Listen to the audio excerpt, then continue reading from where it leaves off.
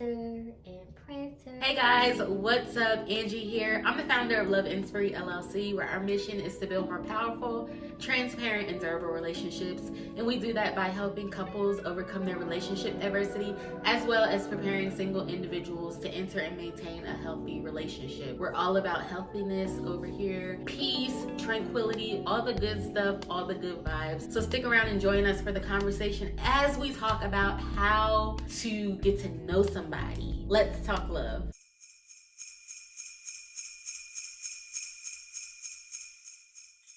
So getting to know somebody can be very strenuous, it can be very time consuming, and I feel like that's part of why relationships are not lasting these days, because we're not taking the time out to build on a strong foundation. So today we're going to talk about how to properly get to know somebody, what to do, what to listen for, things like that. Some quick tips, and then the second half of this video is going to be a little Merry Christmas tag to get to know myself a little bit better, and get into the holiday cheer. You know, it's all about laughter, joy, and peace, and I want to give that to you guys and add on a little extra bonus at the end of this video, so stick around for that. But before we get there, I want to talk about some ways that you get to know somebody. And the first way is to listen to everything they say. So you will find in conversation, when you're communicating with your boyfriend, your girlfriend, your husband or wife, they'll tell you little things without telling you. Especially, you know, this is the case for men, because a lot of men are not going to communicate the way that we desire them to communicate. So it is key that you listen to the small things. You listen to understand fully. You listen to how they tell stories about their childhood and things of that sort, so you can fully get to know this person. It's the small stuff that matters. They tell you, I never want to hear a woman say that, you know, my man doesn't communicate. He communicates. You just have to find the right way that he communicates. And that's going to take time to do. You know, I've been married 14 years. I've been with my husband 17, and I still find little segues into what he's really truly trying to say to me without saying it. Because, you know, like I said, a lot of men are not vulnerable. Number two, and guys, this is not in any specific order. This is just, I'm throwing it out there for you to do.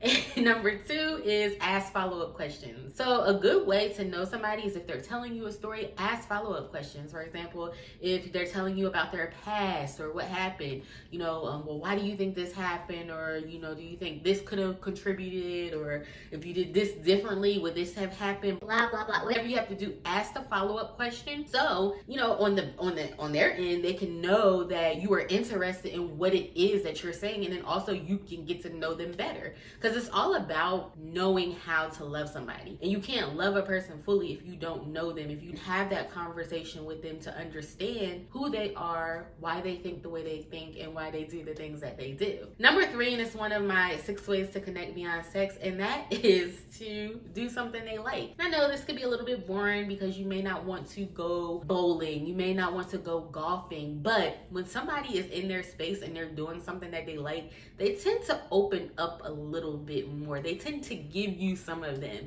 especially if you're taking the time out to do something that they don't like, especially if they know you don't like it. They're going to give a little bit more, and they're going to be willing to open up and allow you in. And it's all about allowing them to be in their element, to communicate and be vulnerable in whatever it is that, you know, they're trying to portray to you or gonna make you understand. And that leads me into number 4, which is create vulnerability. Now, I'm not going to go very, very deep into this because I have a whole class called Connecting Beyond Sex that teaches you how to create vulnerability in your relationship. But I will say vulnerability is key to success in your relationship. You know, you have to be willing to find those triggers of a person, work through those triggers. And like I said, when you find those triggers and you work through them, you can understand what not to do. You can understand what not to say, what to say. So definitely create vulnerability, and check out our Connecting Beyond Sex online workshop that will teach you how to do all of that. Number 5 is one of my favorites, and I have little to no patience when I hear couples say they don't have time. Number 5 is to create time. Listen, we all make time for things that we want to do, right? Okay, I said in the Connecting Beyond Sex ebook, which is also available on our website, when I was working in corporate America, and I hated my last job, I would go to the nail salon every other Friday. I made time to do that, even though when I got off of work, I was drained, I was tired, I did not want to be bothered. I made time to do that. So if I can make time to get my nails done, if I can make time to go to the store and get that outfit that I want, if I can make time to call my great grandmother on the phone, I can make time for my husband. I can make time to do something different with him. I can make time to play that game with him, or just sit on the couch while he's doing something that he's like. It's all about creating the time and making the time, because that's how you make your partner feel appreciated and valued in the relationship. So make the time. I don't want to hear any excuses. And number 6, another good way you get to know somebody is watch how they handle situations. Actions speak louder than words. People can tell you anything that they think you want to hear, but how they handle situations is key to truly getting to know somebody. How do they handle adversity? How do they handle when things aren't going right on the job? How do they handle their bad children? How do they handle confrontation with you? These are all things to watch for, especially when you're in the dating period, because this is your way of saying, do I want this person or do I not? You know, do I want to go longevity with them, or should we just cut it off right here? So watch for actions. That is probably number 1. Watch those actions. So that's all for the quick tips on how to get to know somebody. Like I said, I am available the last 2 weeks of December this year. I will be not taking any phone calls or bookings. So if you want to talk to me one-on-one, make sure you book that appointment today at www.loveinspiry.com. I'm available to talk to you about your relationship, anything that you are going through or need assistance with. You can also head over to our website and shop Inspiry products to pick up any kind of merch, ebooks, whatever the case may be. If we can serve you, we will. And don't forget to sign up for our webinar January 27th, 2021, which is about the good part, what you need to know about your relationship struggles, what goes on, and all that good stuff. So stick around for the second half of this video as I do a little Merry Christmas tag, get to know the founder of Love Inspiry a little bit better. What is your favorite Christmas movie? So my favorite Christmas movie of all time is Home Alone 1 and 2. I cannot pick between 1 and 2. I just cannot do it. It's Home Alone, period. Babe, you want to read these to me? Number 2, what makes a holiday special for you? So for me, it's just the vibe, like decorating and family. It's just very cozy and joyous during Christmas time, and I just love to decorate and do all that fun stuff. Number 3, share a family tradition. So growing up, we always put our Christmas tree up the day after Thanksgiving, if I'm not mistaken. So that was a family tradition as a childhood. Now, for my husband and I, we don't have any kids right now. So one of the things that we started doing the last few years is on Christmas Day going to a buffet, and it's a Japanese buffet, so it's not like we're eating soul food or anything like that. It's a Japanese buffet, and we absolutely love it there. So that has become our thing. But now that COVID has taken place, it might put a little damper on that, but that's okay. Number 4, have you ever been caught under the mistletoe? No, I have not. And I was actually supposed to do this as a couple's Christmas tag with my husband, and I was gonna pull out a mistletoe and we were gonna kiss on camera. That was corny, but it was gonna happen for real. Number 5, recite a line from your favorite Christmas movie. Merry Christmas, you filthy animal. Kevin, you're such a disease. What else? I can go on and on. You're what the French call les incompetents. I don't even know if I said that right, but I can go on and on with Home Alone. Sing a line from your favorite Christmas song. And this Christmas will be a very special Christmas for me. I'm a little scratchy. Ignore that. No, but this Christmas, specifically sung by Patti LaBelle. I know people in the night born after 1989 love the Chris Brown version, which I do, but nobody sings this Christmas like Patti LaBelle. Okay, Patti got it going on. 7, name the reindeers. So Dasher, Prancer, let me sing it because that'll help me.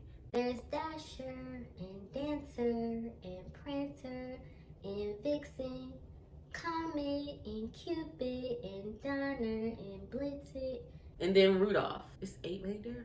I think I got that right. Number 8, share a funny Christmas memory. Dang. Oh, so one time when we were having Christmas, this was back when I lived in New Jersey, we were having Christmas, and my dad and my stepmom, they got me a gift or whatever, but the gift was, I opened it up and it was packs of noodles.